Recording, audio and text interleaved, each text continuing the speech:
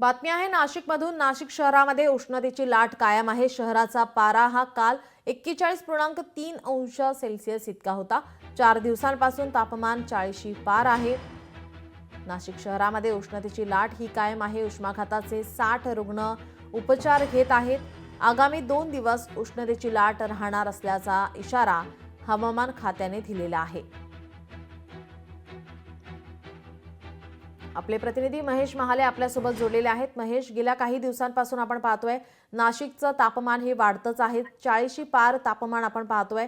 काल आपण पारा जर पाहिला तर 41.3 अंश सेल्सिअस इतकं होतं।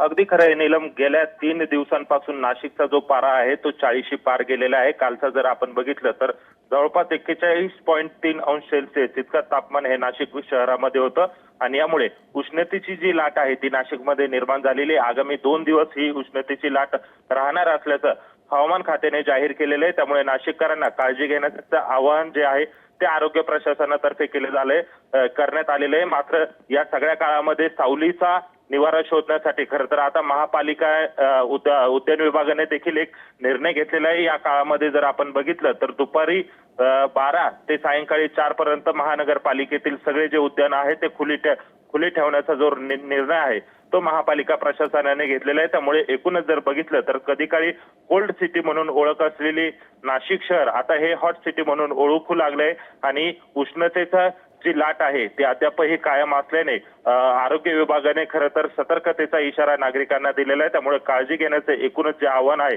ते प्रशासनाच्या वतीने केलं जात आहे। जी, धन्यवाद महेश आपण दिलेल्या सविस्तर माहितीसाठी।